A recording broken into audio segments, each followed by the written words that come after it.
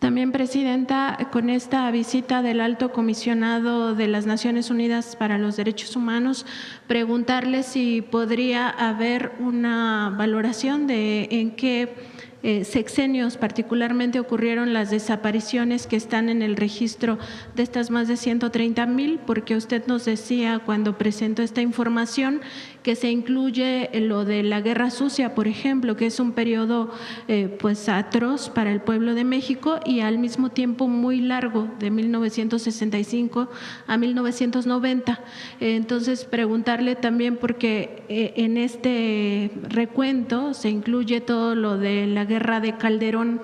Es decir, podría haber picos de desapariciones en estos dos momentos tan atroces.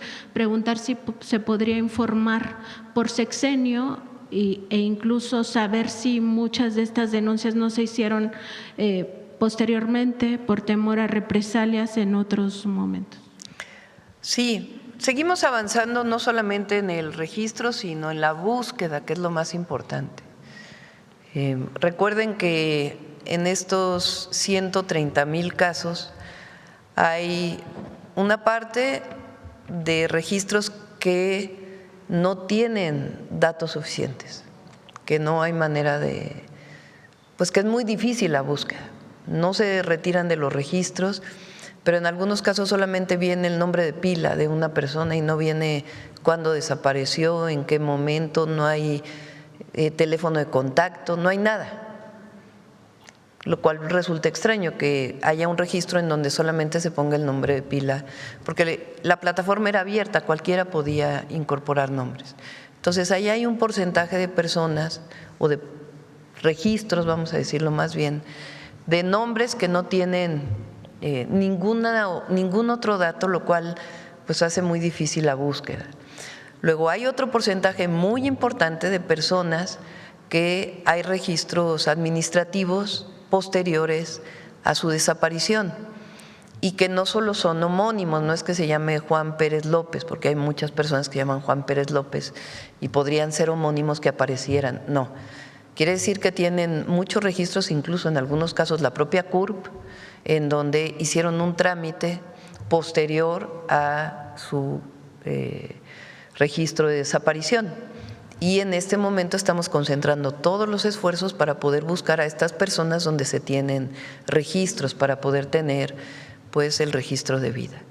Y por otro lado, hay cerca de 36,000 registros, personas que vienen todos los datos y que ahí sí no se ha encontrado pues ningún registro administrativo ni de otro tipo para poderlos encontrar. Entonces, en los tres casos se está con los familiares haciendo, bueno, en los dos casos, porque en el primero es muy difícil, porque no hay nadie que se haya acercado a hablar de esos registros, pero en los dos casos se está trabajando con las familias. Y al mismo tiempo, en la búsqueda en campo, en caso de que lamentablemente hayan fallecido, o en los registros forenses.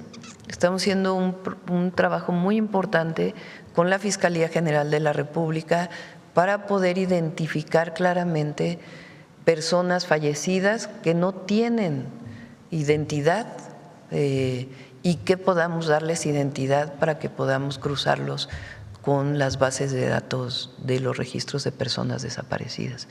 Es un trabajo muy intenso, pero que tenemos que hacerlo, porque es nuestra obligación y además tenemos que ser siempre solidarios con todos los familiares que buscan a sus personas desaparecidas.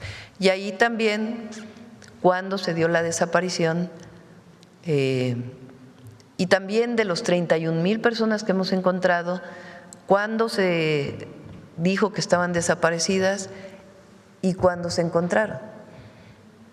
También eso nos da mucho más información. Pero seguimos trabajando en ello. Y también ahora, pues ya es obligatorio que se levante una carpeta de investigación a una persona desaparecida a fuerza, para que pueda haber mucho más información y que no vuelva a pasar que solo esté un nombre sin ningún dato adicional. Sobre esto de la base de datos, sobre los desarrolladores de esta plataforma, ¿se deslindarán responsabilidades? Porque finalmente hasta en trámites muy, digamos, X, pues te piden toda una serie de datos antes de poder pasar de una fase a otra en el propio registro. En este caso, pues recuerdo que uno de los ejemplos era niña, o sea, es el único dato de la desaparición. Obviamente no se va a encontrar jamás a esa persona si es que existió. Sí, más que responsabilidades, lo que hay que decir es que pues no se hizo bien ese registro de esta plataforma abierta, porque en efecto pues tendría que haberse garantizado que estuviera toda la información para poder ser registrado como una persona desaparecida.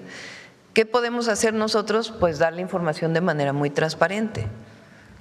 ¿Cuántos de esos registros no son completos? ¿Cuántos son completos? Y se ha encontrado que hizo algún trámite esa persona y la estamos buscando, y cuántas personas aún no tenemos sus datos, o más bien aún sí tenemos sus datos, perdón, pero aún no tenemos algún otro registro de que hayan tenido contacto con algún gobierno. Y al mismo tiempo, pues fortalecer todas las bases de datos en nuestro país. Pues es muy importante el tema de los registros telefónicos y lo que estamos haciendo.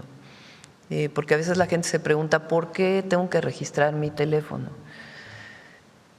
Frente a la situación de delitos que ha habido en México y particularmente el tema de desaparecidos, es muy importante que haya algún registro vinculado, sin que eso signifique violar los datos personales, porque los registros se quedan en las telefónicas.